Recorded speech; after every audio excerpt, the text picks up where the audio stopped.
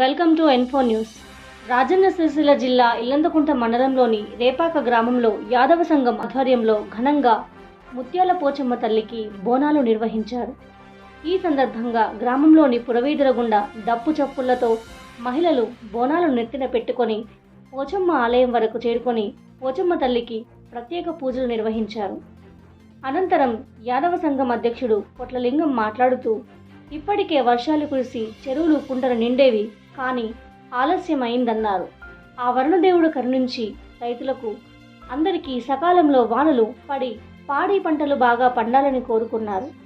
రైతులను ఆదుకొని సుఖ సంతోషాలతో ఆయురారోగ్యాలతో ఉండాలని పోచమ్మ తల్లి దీవించాలని అన్నారు.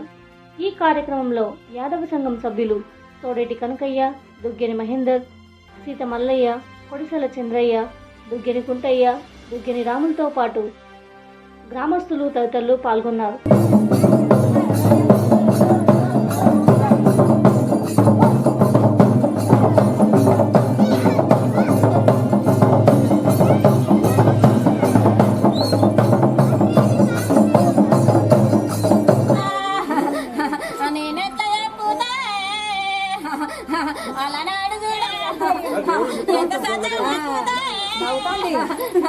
తల్లి పార్వతి 10,000 శరణు లేకుంటే వాళ్ళ గొల్లారు సుట్టాలాగే కట్ట పుట్టింది, కర్రె పోసింది, అగ్గిన పుట్టింది.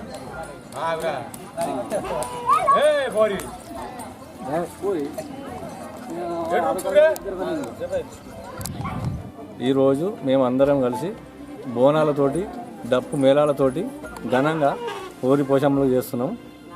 అందరం బాగుండాలి, వర్షాలు మంచిగా కురవాలి. ఇప్పటికే లేట్ అయినాయి వర్షాలు కురవడానికి. రైతులు ఇబ్బందులు ఉన్నారు కాబట్టి ఈ పండుగలు చేస్తే, పోషమ్మలు చేస్తే దేవతలను కరుణించి వర్షాలు కుడితే మంచి చెరువు కుంటలు నిండితే అందరూ బాగుపడతారు, అందరూ సంతోషంగా ఉంటారని చేస్తున్నాం. మన రేపాక గ్రామం, ఇల్లంతకుంట మండలం, రేపాక యాదవులు అందరూ కలిసి మన సౌడలమ్మ కానీ, పోషమ్మ కానీ, అంతగిరి పోషమ్మ కానీ అందరం దేవతలు చేస్తున్నాం. మనకు వర్షాలు కురవాలని, కురు సంతోషంతో కులం అంతా మనం సంతోషంగా ఉండాలని, ఒక గ్రామం అంతా ప్రజలంతా మంచిగా వర్షాలు కడితే సంతోషంగా ఉండాలని ఈ యొక్క పోషమ్మలు చేసే సంగతి జరుగుతున్నది.